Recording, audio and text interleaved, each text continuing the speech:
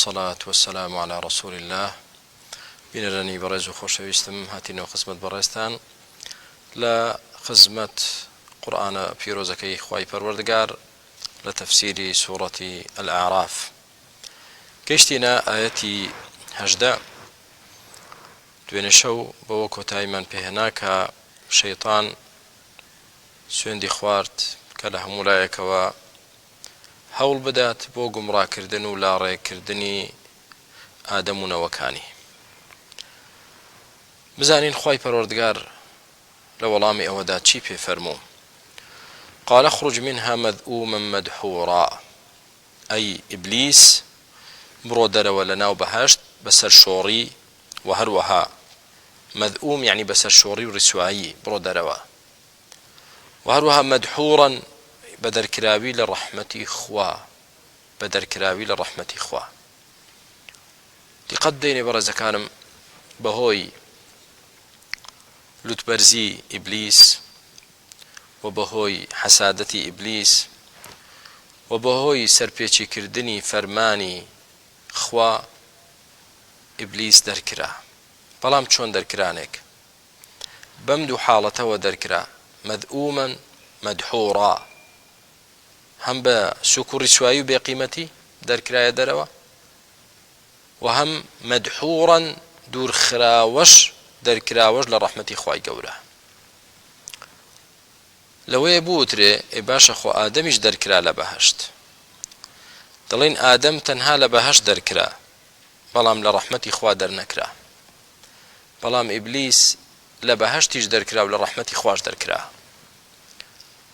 ئەمە شوئم و دەرەنجام و ئاکامی خراپی تاوانە کە تاوان ئینسان بێبەش دەکا لە خێر و بەرەکەتی زۆر.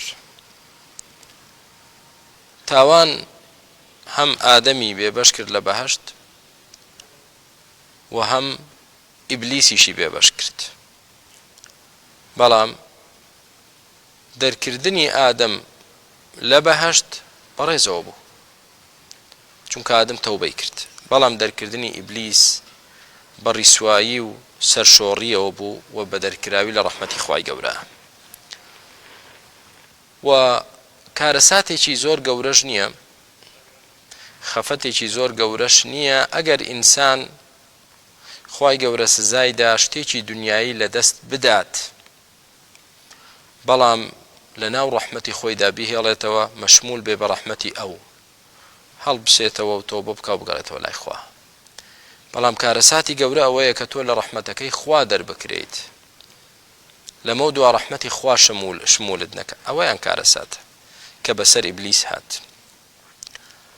لمن تبعك منهم لأملأن جهنم منكم أجمعين.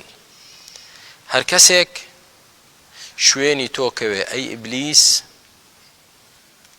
لە نەوەکانی ئادەم، ئەوە بەدڵنیاییەوە من جەهەنەمتان لێ پڕ دەکەم. یعنی دۆزەخ لە چێ پڕ دەکا خوای پەروەردگار؟ لە ئیبلیس و شوێنکەوتەکانی. ئەمەش بەڕاستی زوڵم نییە، ستەم نییە. ئەینەوەی ئادەم ئیبلیس بە ئاشکرا دوژمنایەتی ئێمە دەکات کەچی لەگەڵەوەشدا ئێمە گوێڕایەڵی خوای خۆشەویستی خۆمان نەکەین بکەوینە شوێن دوژمنەکەمان، ئەو کاتە ئێمەش لەگەڵ ئیبلیس حەشر دەکرێن پەنا بەخوا. بۆیە ئەوانەی کە شوێنکەوتەی ئیبلیسن بە موژدە بێ لێیان کە لەگەڵ ئیبلیس کە لەگەڵ شەیطان دۆزەخیان لێ پڕ دەکرێ، خوا پەناماندا. کەواتە شەیطان بێقیمەت کرا و ڕیسوا کرا و دەرکرا، کەواتە هەر کەسێک ژیر بێ ناچێ بکەوێتە شوێن کەسێکی دەرکرا و لە ڕەحمی خوا و بێوەزن و بێ نرخ کراو، و هەر کەسێکی شوێنی ئەو بێ نرخە دەرکراوە لە ڕەحمەتی خوایە بکەوێت بێگومان حکمی ئەو دەبێت. جا چۆن ئینسانی عاقڵ شوێن کەسێک دەکەوێت کە هیچ ڕێز و حورمەت و قیمەت و وەزن و بەهایەکی نەما بێ لای خوا؟ سەیرە مرۆڤ بکەوێتە شوێن ئەو دوژمنەی کە ئەوە حاڵی بێت خوا پەناماندا. ئەمە ئیبلیس دەرکرا ئەی بزانین سەبارەت بە ئادەم و بە هاوسەرەکەی کە حەوا خوای گەورە چی بەوان فەرموو وەیا ئادەم اسکن ئەنتە وەزەوجوکە الجەنە ئەی ئادەم ئەوە ئیبلیس دەرکرا لە بەهەشت تۆ دەمێنیتەوە لە ناو بەهەشت خۆت و خێزانت نیشتەجێی ناو بەهەشت بن کە خۆشترین شوێنە بەهەشت هیچ شوێنێک نییە وەکو بەهەشت خۆش بێت کامە شوێنەی دنیا کە زۆر زۆر خۆشە لە چاو خۆشیەکانی بەهەشت هیچ نییە دەیخوای گەورە ئەو شوێنە خۆشەی بە ئادەم و حەوا بەخشی لە سەرەتادا ئێستا دەڵێن باشەوە شوێنەکەیان خۆشە ئەی خواردن با بزانین سەبارەت بە خواردن فەرمووی چی فەکولا من حەیث شئتما لە هەر کوێیەکی بەهەشت و لە هەر درەختێکی بەهەشت دەخۆن بیخۆن بە خۆشیتان بێت و نۆشی گیانتان بێت بەڵام ولا تقربا هذه الشجرة بس لەو درەختە نزیک مەکەونەوە یەک دانە درەخت دیقەت بدەنێ مسلمان یعنی بەهەشتێکی فراوان ئەو هەموو درەخت و میوەجات و خۆشی کە تێدایە هەموویت بۆ حەڵاڵە یەک دانەی نەبێ یەک دانە یعنی ئەگەر بێت و یعنی بیرێکی لێ بکەینەوە لەوانەیە بەلایەنی کەمەوە 1000 جۆر میوەجاتی تێدا بوو بێ بەلایەنی کەمەوە یعنی 1000 جۆر لە درەخت و میوە و شتی خۆش و بەهەشتە خۆ دنیا نییە هەر هەموویت بۆ حەڵاڵ بێت یەک دانە بەس ئەویش خوای پەروەردگار حکمەتی هەیە دەیەوێت ئادەم و خێزانی تاقیکاتەوە بەس لەو درەختە نزیک مەکەونەوە بۆ فتەکوونە من الظالمین چونکە ئەو کاتە لەو کەسانە دەبن کە زاڵمن ستەمکارن ستەمیان لە خۆیان کردووە ستەم لە خۆت دەکەیت ئادەم کە لێی بخۆیت سا لە شوێنێکی خۆش دای ڕێزێکی زۆرت لێنراوە خۆت و خێزانت ئەو درەختە بخۆیت ستەم لە خۆت دەکەیت ئەو هەموو خۆشیە لە دەست دەدەیت ئەی ئادەم ولا تقرب هذه الشجرة نيفرموا لي مخون نيفرموا ولا تأكلا من هذه الشجرة فرمي ولا تقربا أما بلقي لسر قاعدة لفقه هذا كبيدو تريس سد الذرائع يعني هر رقايك وهر درقايك برو حرام ددبا أو تو دبيت دايخي أو رقاية ببريد أو درقاية قفل كيت بو چکە سەر دەچێشێ بۆ حرام دیقەت بدەین خوای پەروەردگار فەرمووی لێی نزیک مەکەونەوە چکە تۆ کە ڕێگای حرامت گرتە بەردەگەیتە حرامەکەش بۆیە نابێ لێشی نزیکەویتەوە نابێ لێ نزیکەویتەوە بۆچ خوای گەورە بە بڕواداران دەفەرمێ وقل للمؤمنين يغضوا من أبصارهم ئەو جا دەفەرمێ ويحفظوا فروجهم بە باوەڕداران بڵێ با چاویان کەمێک دابخەن واتە سەیری ئافرەتێک نەکەن کە حرامە سیرکردنی ئەوان مەحرەم نین بۆی و بە عەورەتی خۆشیان بپارێزن لە زیناکردن سەرەتا فەرمی چاویان پارێزن اینجا فەرمی عەورەتیان پارێزن چونکە کە چاوت بەرەڵا کرد عەورەتیش بەرەڵا دەبێت یعنی سەر دەچێشێ ئەمڕۆ ناسپەی بەڵام کە چاوت گرت و نەزەرت نەکرد عەورەتت پارێزراو دەبێت يعني بۆ نمونە کە گەردەلوولێک عاسیفەیەک دێت تۆ دەچیت دەرگا و پەنجەرەکان دادەخەیت بۆچی لەبەر خاتری دەرگا و پەنجەرەکان نییە لەبەر خاتری ئەو کەلوپەلەی ناو ژوورەکەیە يعني با نەیبات و تێکی نەدات کە دەرگات داخست و پەنجەرەت داخست ناو ماڵەکەت پارێزراو دەبێت کە کردەوە ناو ماڵەکەت تێک دەچێت چاو گوێ چکە ئەمانە هەمووی دەرگا و پەنجەرەی ناوماڵی ئینسانن یعنی دڵی ئینسان کە تۆ گوێت هەڵخست بۆ گۆرانی و مۆسیقا و شتی حرام و چاوت بەرەڵا کرد بۆ سیرکردنی حرام ئەوە دەرگا و پەنجەرەکەت کردوتەوە و گەردەلوول دێتە ناو دڵتەوە و دڵت تێک دەدا و کاولی دەکات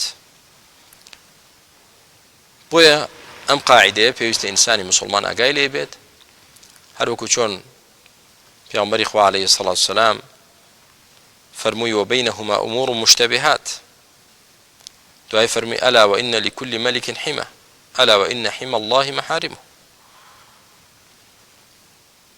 ئەوەی کە خوای گەورە حرامی کردو تۆ نابێت لە دەوریشی لەوەڕ بکەیت لە دەوریشی نزیک بیتەوە بۆی تووشی نەبیت ولا تقرب هذه الشجرة فتكون من الظالمين ئەم درەختە چی بوو بەس خوا خۆی دەزانێ گرنگە ئێمە بیزانین نەوەڵا هیچ گرنگ نییە کە گرنگ بۆایە خوای گەورە خۆی پێدەوتین چونکە لێرەدا زۆر جار هەدەفی خوای پەروەردگار مەبەستی خوای گەورە ئەوەیە من و تۆ فێری شتێک کات کەچی خەڵکانێک هەدەفە ڕئیسیەکەیان لەبیر دەچێتەوە بە شتێکی ترەوە مەشغوڵە دێن لە تەفسیری ئەمایەتە کەسانێک دێن لێی دەکۆڵ ئەم درەختە دەبێت چی بوو بێ ئەوەی دەڵێ ئەوەیە جێ دەڵێنە ئەو درەختەوەیە کاکە گرنگ نییە چی بوو بێت هەرچی بووە گرنگەکە چییە ئەی گرنگەکە ئەوەیە کە لە ناو ئەو هەموو درەختەی بەهەشدا یەک دانەی لێ حرامکردن کەچی ئەو ئینسانەها ئەو ئادەم هات عەلەیهی سەلام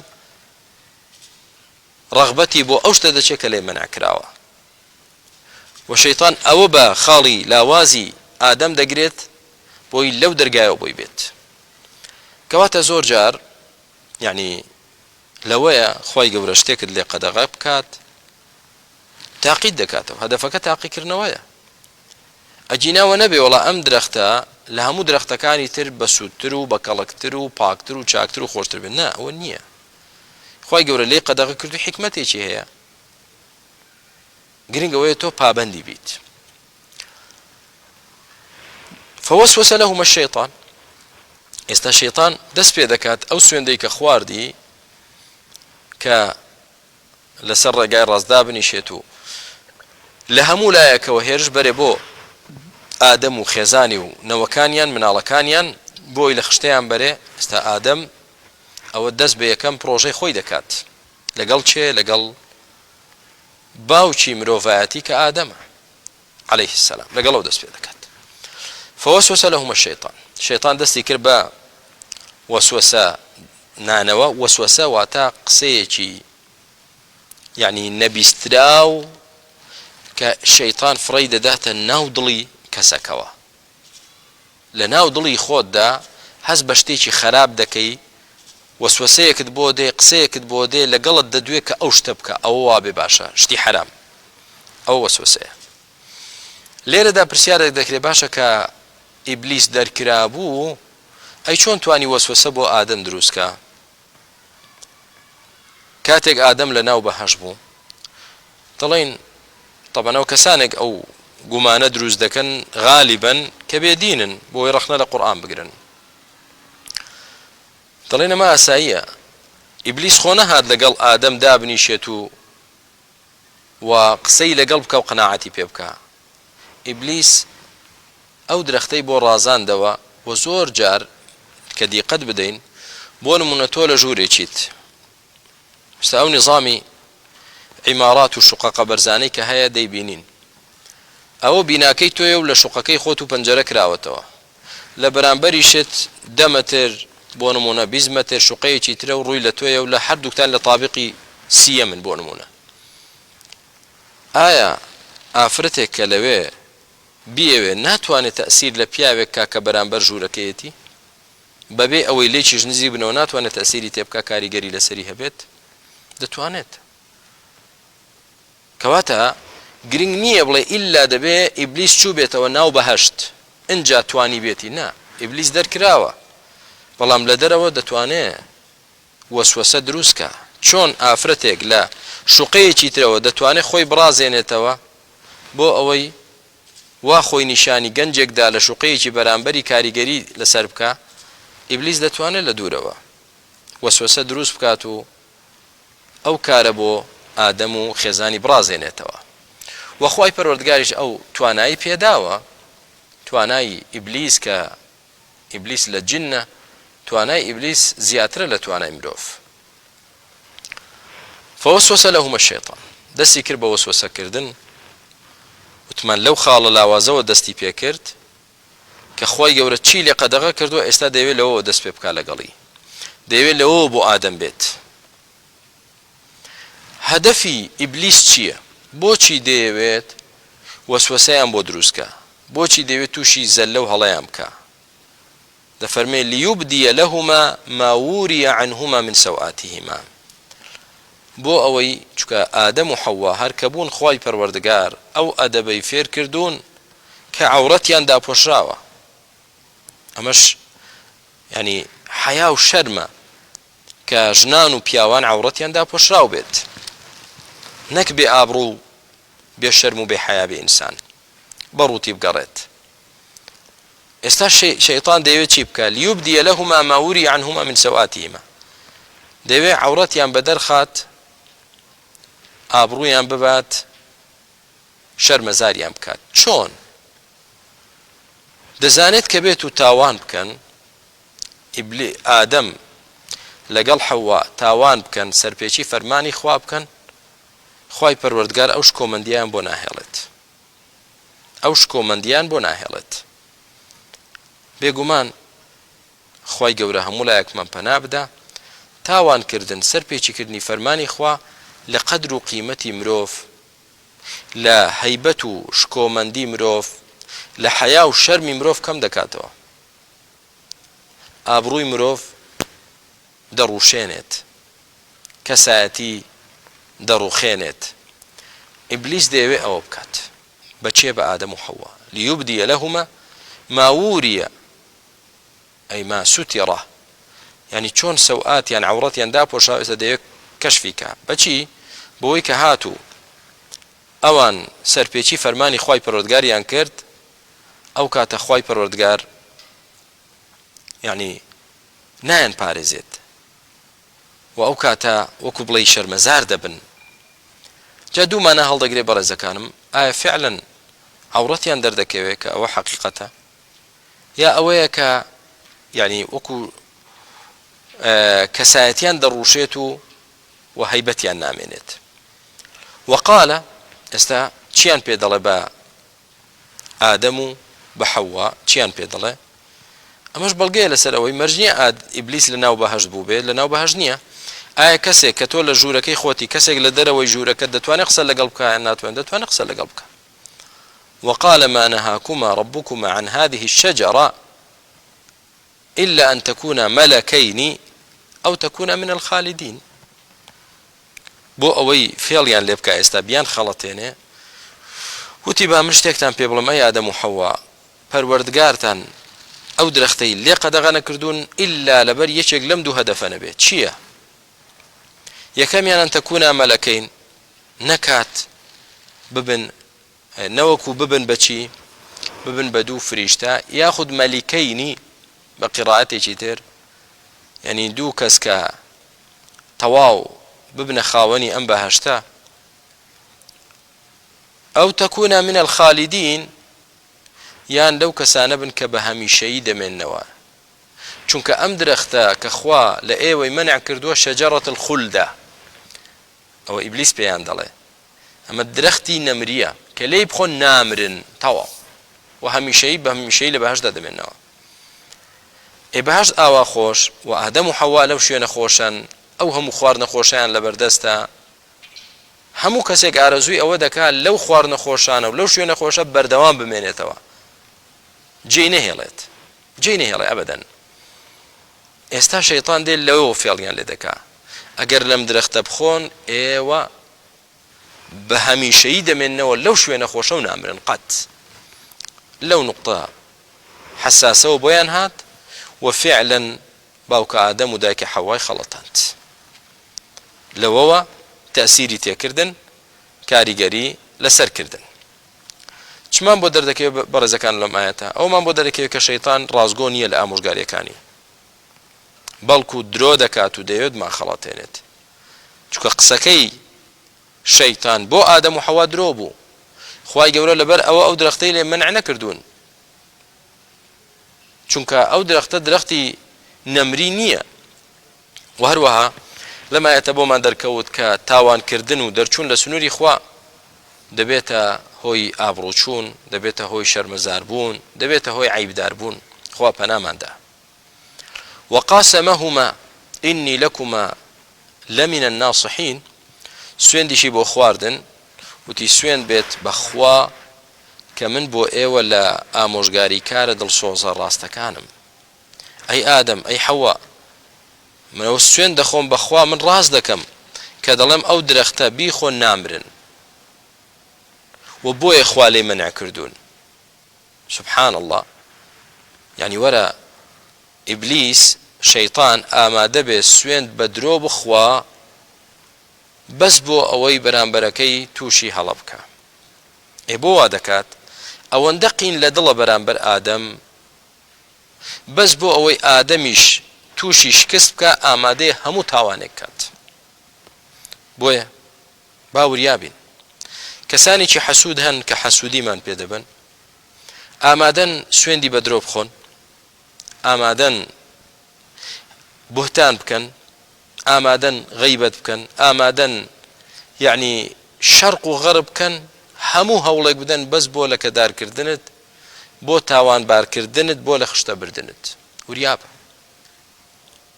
کەواتە مسلمان پێویستە وریابێت. یەکەمیان بە شەیطان خودی شەیطان خۆی نەخەڵەتێن. ئەو وەسوسانەی بۆمان دروست دەکا هیچی لە بەرژەوەندی ئێمە نییە، چونکە شەیطان دۆستمان نییە، دوژمنمانە. و هەروەها ذوريەتی شەیطانی شەیاطین الئینس والجن، شەیطانە ئینسانەکانیش کە زانیت کەسێکە حەز بە تۆ ناکا، حەسوودی پێت دەبا، وریای بە هەر ئامۆژگاریی تۆی کرد گومانت لێی هەبێ، چونکە خێر و خۆشی بۆ تۆ ناوێت. و هەر باسێکی تۆش بکات دڵنیا بە باش باست ناکات، حەسوودیەکە کوشتوێتی. بۆ ئێستا ئیبلیس سوێن دەخوا دەڵێ من لەسەر چاکەتم، لەسەر مەسلحەتتانم. کەواتە کە زانیمان بەرامبەرەکەمان حەسوودە و لە خوا نەترسە با نەخەڵەتن پێی، هەرچەندە قسەکانیشی لە قاڵبی ئامۆژگاریدا دەرببڕێت. بۆی دەبینین کەسانێک یعنی وا دەردەبڕن ئامۆژگاریکارن، بە خەمیدینن، بەڵام دائیمەن یعنی بە چۆن بەلوعەیەکێ ئاوی لێ دەڕژێ، ئاوە ژەهر لە قسەکانیان دەڕژێت، ئاوا حەسادەت و حقد و ڕق و قینەی پێوە دیارە. پەنا بەخوای گەورە ئەوانە ناسح نین، ڕازگۆنین، باوەڕیان پێ نەکرێت. فدەلاهما بغرور. ئایا بزانین هەوڵەکەی شەیطان سەری گرت؟ بەڵێش سەری گرت. فدەلاهما بغرور، بە فرت و فێڵەکەی و بە سوێند خواردنە بە درۆکەی شەیطان فریویدان و بەرەو درەختەکەی بردن. دەلاهما بردنی، نیشانی دان، وەرن ئەوە درەختەکە لی بخۆن. بەو هەموو فێڵەی کە کردی، بەو هەموو سوێندەی کە خواردی، کاریگەری لەسەر ئادەم و حەوا دروست کرد و تووشی کردن. فلما ذاق الشجرة، جا کاتێک تامی درەختەکەیان کرد ئادەم و حەوا، تەواو کە تامیان کرد یەکسەر عقوبەی خوایان بۆ هات. چی بوو؟ بدت لهما سوءاتهما، یەکسەر عەوڕەتیان لێیان دەرکەوت و ئەو داپۆشراوی کە هەبوو داپۆشراوی نەما. ئێستا هەردوو لە شەرمەزار بوون، بەڕووتی کەوتنە ئەو گۆڕە. چیان کرد؟ وطفقا يخصفان عليهما من ورق الجنة، هاتن عەوڕەتی خۆیانیان داپۆشی بە گەڵای درەختەکانی بەهەشت، بە گەڵای درەختی بەهەشت هاتن عەوڕەتی خۆیانیان داپۆشی. سبحان الله. یعنی پەیوەندی لە بینی تاوان لەگەڵ چی؟ دەرکەوتنی عەوڕەت، پەیوەندی لە بینی طاعەت و خواپەرستی لەگەڵ داپۆشراوی و حشمەت و شکۆمەندی، ئاوا مەڕبوطن بە یەکەوە. بۆ ئینسان وریابێت هەمومان پەنا بەخوای پەروەردگار، خۆمان پەنا بگرین لەسەر پێچی فەرمانی خوا، ئەجینا وەزنمان نامێنێت. وتمان بە پەلە عەوڕەتی خۆیانیان داپۆشی بە گەڵای درەختەکانی بەهەشت. وناداهما ربهما، ئێستا پەروەردگاریان بانجی کردن، بانجی ئادەم و حەوا. ئادەم و حەوا لە تاقیکردنەوەکە دەرنەچوون، ئەو درەختەی کە لێیان قەدەغەکرا توش بوون. باش، لێرە چیمان بۆ دەردەکەوێت بەڕێزەکانم؟ ئەوەمان بۆ دەردەکەوێت کە ئادەم و حەوا تووشی زەلە بن، تووشی هەڵە بن لە تاقیکردنەوەیەک دەرنەچن. ئەمە ممکنە و متەوەقعیشە بۆ نەوەکانیشیان، بۆ ئێمە مرۆڤیش کە تووشی زەلە بین، تووشی هەڵە بین، شەیطان فێڵمان لێ بکات. بەڵام هەر وەکو چۆن باوکە گەورەمان ئادەم یەکسەر هەستی بە هەڵە کرد تەوبە دەکا و پەشیمان دەبێتەوە و هەڵدەستێتەوە لەو شکستە دەگەڕێتەوە بۆ لای خوا ئێمەش دەبێ وا بکەین ئەمما بڵێین ئێمە نابێ هەڵە بکەین ئەوە مستەحیلە چونکە ئێمە مرۆڤین كل بني آدم خەطا هەموو مرۆڤێک هەڵە دەکا خەطا یعنی زۆریش هەڵە دەکا نەکە هەموو مرۆڤێک هەڵە دەکا هیچمان معسووم نین هیچمان فریشتە نین ئەبەدەن هیچمان فریشتە نین بۆیە سەیر نییە ئینسان تووشی هەڵە بێت سیر ئەوەیە لەسەر هەڵە بەردەوام بێت سیر ئەوەیە کە هەڵەی کرد داوای لێ خۆشبوون لە خوا نەکات و نەگەڕێتەوە لای خوا سیرەوە نییە تۆ بکەویت سیرەوەی هەڵنەستیتەوە کە کەوتیت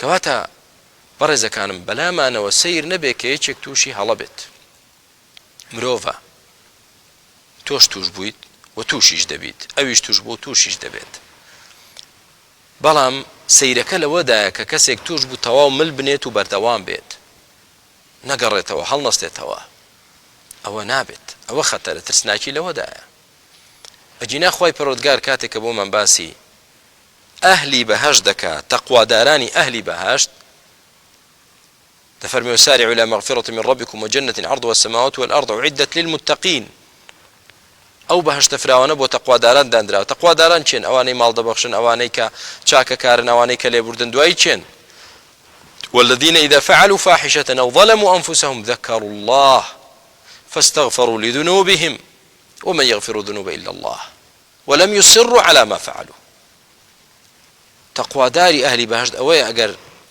إذا ظلموا أنفسهم والذين إذا فعلوا فاحشة أو ظلموا أنفسهم كتوشي خرابيك بو توشي تاوانك بو توشي استمك بو ذكروا الله خوادته يادي توبة دكا پشیمان دەبێتەوە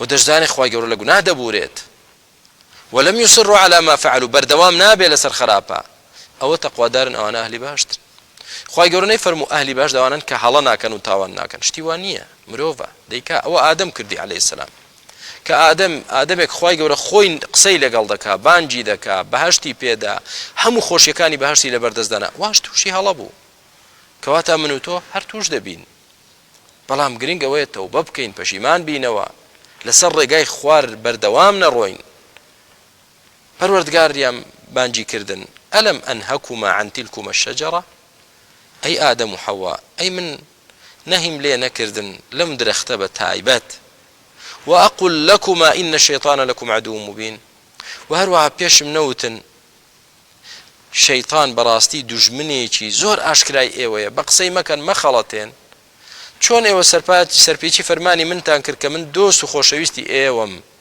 بەرژەوەندی ئێوەم دێ و چاکەکارم لەگەڵتان چۆن گوێڕایەڵی فەرمانی شەیطانتان کرد کە دوژمنێکی ئاشکرای ئێوە چۆن ئەوەتان کرد سەیرە بەڵێ مرۆڤە کردی تووشی هەڵە بوو و ئەو تاوانەی کرد کەواتە شەیطانێک ئەوەندە فێڵباز بێ بتوانێ فێڵ لە ئادەم کات ئەو ئادەمی کە خوای گەورە بەدەستی خۆی دروستی کرد ئەو ئادەمی کە خوای گەورە فەرمانی بە هەموو فریشتەکان کرد سوژدەی بۆ ببەن ئەو ئادەمی کە خوای گەورە وعلم ئادەم الأسماء كلها ئەو ڕێزەی لێنە هەموو ناوەکانی فێر کرد ئەو ئادەمی کە خوای گەورە لەناو بەهەشت داینا واش یەک درەختی لێ قەدەغە کرد لەوەشدا سەرپێکی فەرمانی خوای کرد کە شەیطان فێڵی لەو کرد فێڵ لە من تۆش دەکات و هیچ عیبەش لەوەدا نییە کە من و تۆش تووشی هەڵە بین بە ئەن قەست ناڵێم با بڕۆین توش بین نا کە کەسێک توش دەبێ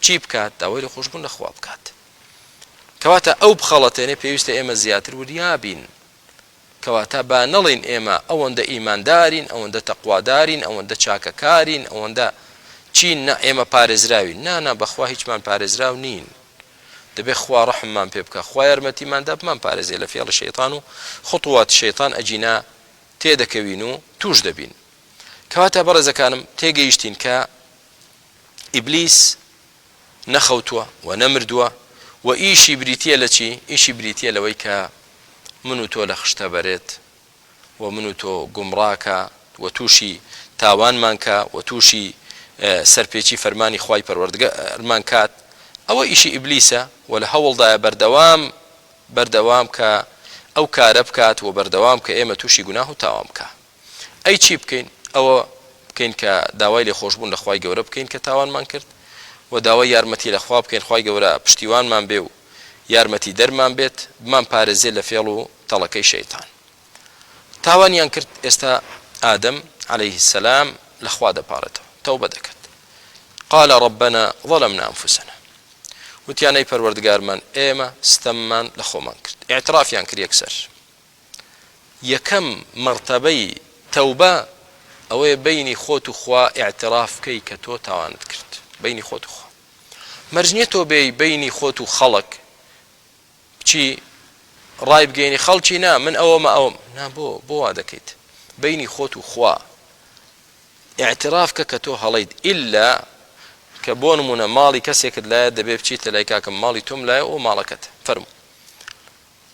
قال ربنا ظلمنا أنفسنا أي پەروەردگار ئێمە زوڵممان لە نەفسی خۆمان کرد ستەممان لە نەفسی خۆمان کرد چونکە ستەمێکی ئەوەندە گەورەمان لە خۆمان کرد سەرپێچی فەرمانی تۆمان کرد لەو درەختەمان خوارد کە تۆ لێت قەدەغە کردین بۆیە وئین لەم تەغفر لەنا وتەرحەمنا ئەگەر لێمان خۆش نەبیت و لە تاوانەکەمان نەبووریت و وەڕەحممان پێ نەکەیت لەنەکوونەنە من الخاسرین ئەوە ئێمە لە زەرەرمەندان دەبین لەو کەسانە دەبین کە زەرەریان کرد لەو کەسانە دەبین کە بەهەشتیان دۆڕاند لەو کەسانە دەبین کە تووشی سزا و عقوبەی تۆ دەبین ئەی پەروەردگار.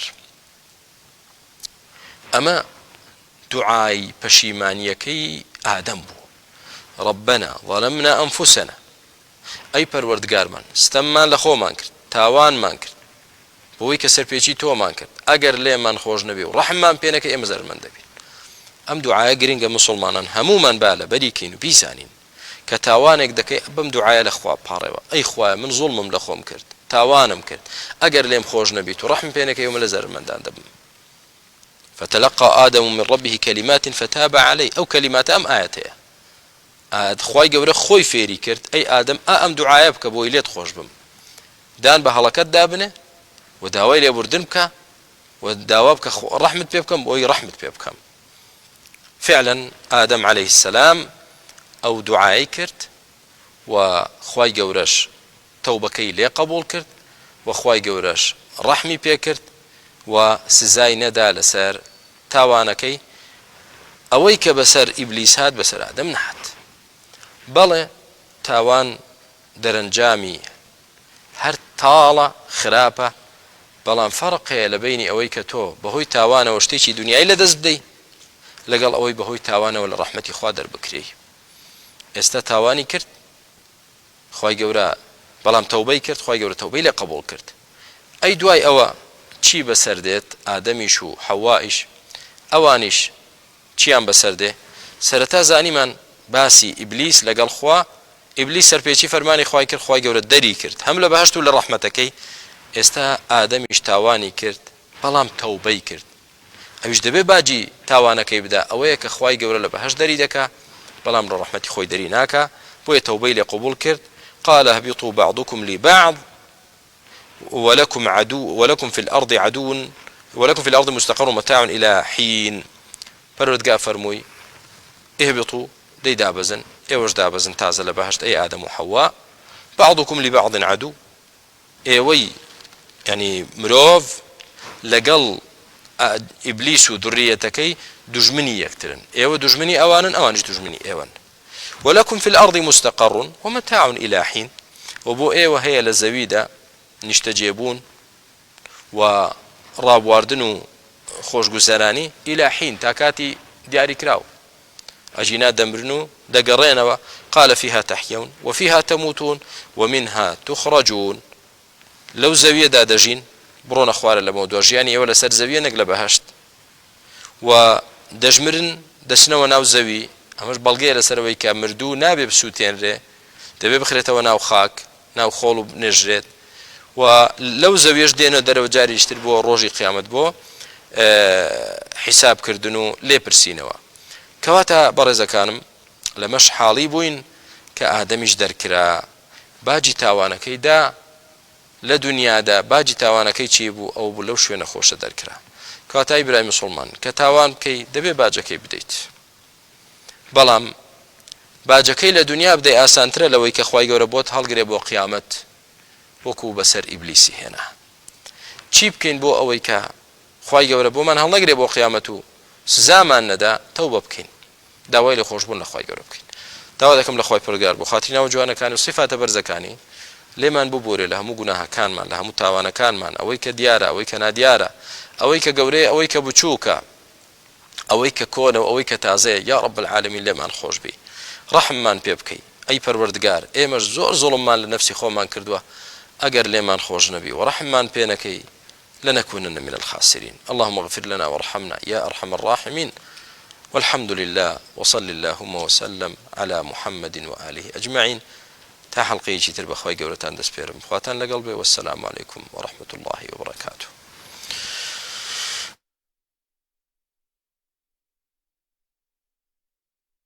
ونزعنا ما في صدورهم من غل تجري من تحتهم الأنهار وقالوا الحمد لله الذي هدانا لهذا وما كنا لنهتدي لولا أن هدانا الله لقد جاءت رسل ربنا بالحق ونودوا أن تلكم الجنة